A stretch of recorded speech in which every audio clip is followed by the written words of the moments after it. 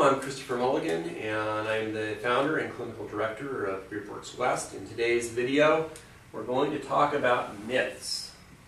Unfortunately, the culture of autism treatment is filled with falsehoods and myths. And today we're going to talk about one of the most important problems in the way that autism is discussed and conceptualized. And this is, we'll call it the myth of role modeling. Parents are told from Jump Street, from the very beginning, whenever they're diagnosed, that the most important thing they can do is to surround their autistic spectrum child with typical peers so that their child can role model the behavior of the typical peer. So what do we get from that? We get the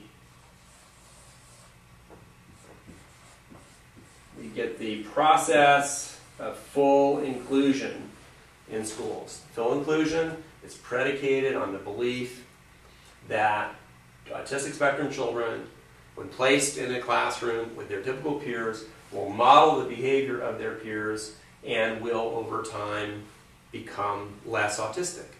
Their autistic behaviors will be replaced by typical behaviors by virtue of the process of watching and observing typical peers interact. Now, how do we know that this is a myth? How do we know that this isn't true and can't be true? Well, here's the primary argument. The vast majority of children on the spectrum are born to parents who are not on the spectrum.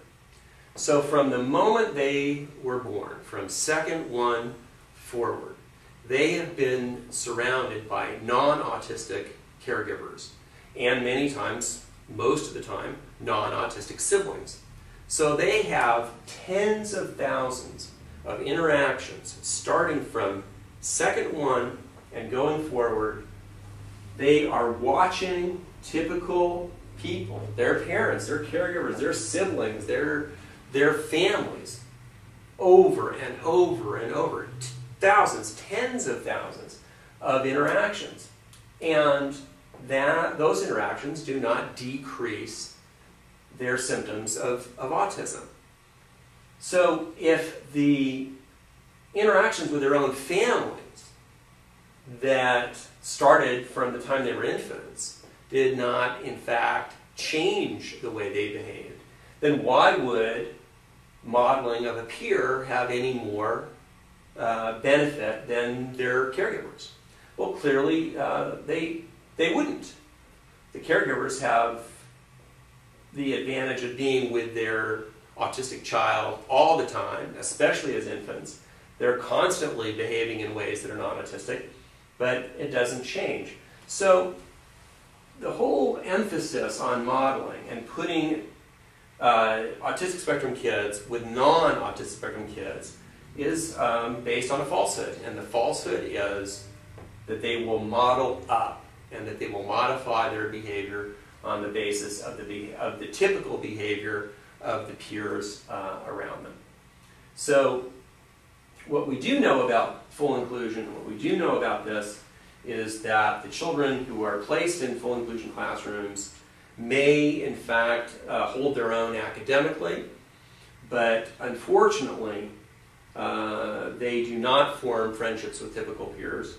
And as a best case scenario, when they go K to 5, may have received the same education as their typical peers, and I don't want to discount the importance of that, but they could also have gone through K through 5 without forming a single meaningful relationship because they were placed with students, peers, who they did not model, did not connect with, and were not provided with the structure and the education and the assistance to make meaningful connections. So I am not a proponent of full inclusion, and I am not a believer that in the role modeling process. I wish it were true. It would be great if it were true. It would simplify everything, obviously.